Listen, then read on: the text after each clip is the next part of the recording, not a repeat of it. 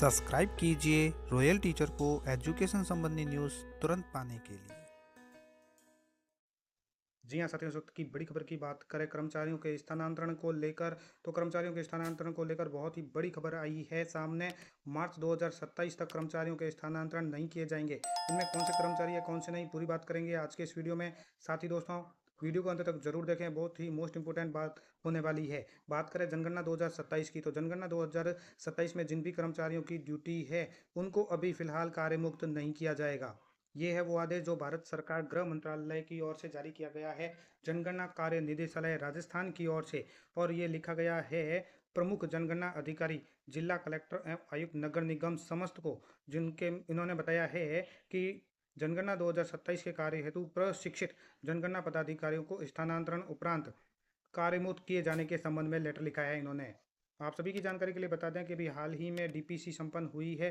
DPC संपन्न होने के उपरांत जो कार्मिकों के पदस्थापन के संबंध में लेकर आया है, तो डीपीसी में जितने भी कार्मिक है या जिनका भी स्थानांतरण हुआ है, अगर वो कर्मचारी जनगणना 2027 में लगा हुआ है तो उनके ऊपर अभी पाबंदी रहेगी।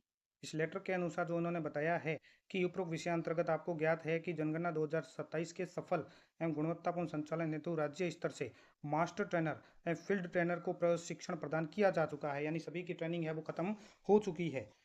अगले क्रम में फील्ड कार्य करना है और इसके लिए प्रगणक और पर्यवेक्षक को 3-3 दिवस का प्रशिक्षण भी प्रदान किया जा चुका है। अब इन पदाधिकारियों को, यानी जो जनगणना में जिन्होंने प्रशिक्षण प्राप्त कर लिया है, जनगणना की अवधारणाओं, जनगणना कार्य संबंधी तकनीकी प्रक्रियाओं, डिजिटल प्रावधानों, क्षेत्रीय कार्य प्रणाली एवं पर्यवेक्षण संबंधी कार्यों का विशेष प्रशिक्षण दिया जा रहा है। साथ ही यह भी उल्लेखनीय है कि जनगणना का द्वितीय चरण, जो अभी फिलहाल जनवरी फरवरी में प्रस्तावित है, पूर्णतः प्रथम चरण मकान सूचीकरण, मकानों की गणना में संपादित कार्यवाही प्रशिक्षित कार्मिकों की दक्षता पर आधारित है। यानी जो प्रथम चरण में लगे हुए हैं वही द्वितीय चरण का भी काम करेंगे, क्योंकि उन्होंने पहले फिर ट्रेनिंग कर ली है।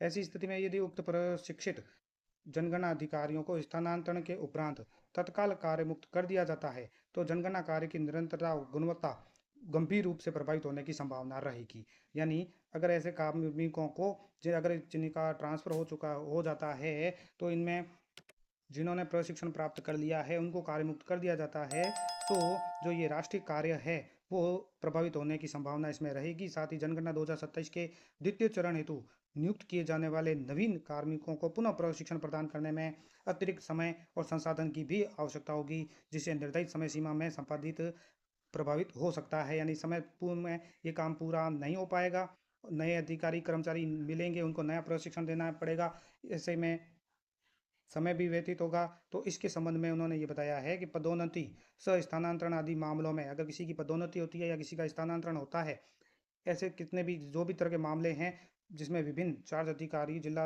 जनगणना अधिकारियों, निदेशालय के जिला समन्वयक द्वारा मार्गदर्शन चाहा गया है, तो इसके संबंध में निदेशालय द्वारा पूर्व में ही राज्य सरकार से अनुरोध किया जा चुका है। अतः राज्य सरकार की सहमति या निर्णय प्राप्त होने की प्रत्याशा में यह अपेक्षित है कि जनगणना कार्य में जुड़े समस्त प्रगणक, पर्यवेक्षक, फील्ड ट्रेनर, मास्टर ट्रेनर, अन्य संबंधित जनगणना पदाधिकारियों को स्थानांतरण के उपरांत जनगणना 2027 के प्रथम चरण का कार्य पूर्ण होने के पश्चात या पर्याप्त प्रशिक्षित पदाधिकारी की उपलब्धता की स्थिति में कार्य मुक्त करने के संबंध में समुचित निर्णय लिया जाना चाहिए। हालांकि आपके स्थिति या आपके क्षेत्राधिकार में जनगणना पदाधिकारियों के मानव संसाधन का कुशल प्रबंधन जनगणना अधिनियम 1948 के अनुसार आपका व्यक्तिगत उत्तरदायित्व है। अर्थात इस लेटर से स्पष्ट होता है कि जनगणना का जो कार्य है वो कंप्लीट होगा, उसके बाद ही स्थानांतरण जिन कार्मिकों का हुआ है उनको कार्य मुक्त किया जाएगा, उससे पहले नहीं किया जाएगा। अगर उनको पहले कार्य मुक्त कर देते हैं तो जनगणना का जो राष्ट्रीय कार्यक्रम है वो गंभीर रूप से प्रभावित होगा। धन्यवाद साथियों, उम्मीद है ये वीडियो आपको पसंद आई होगी। वीडियो पसंद आए तो जरूर लाइक, शेयर और सब्सक्राइब कीजिए। पास में आने वाले घंटे के बटन को जरूर दबाएं एजुकेशन संबंधी न्यूज़ तुरंत पाने के लिए।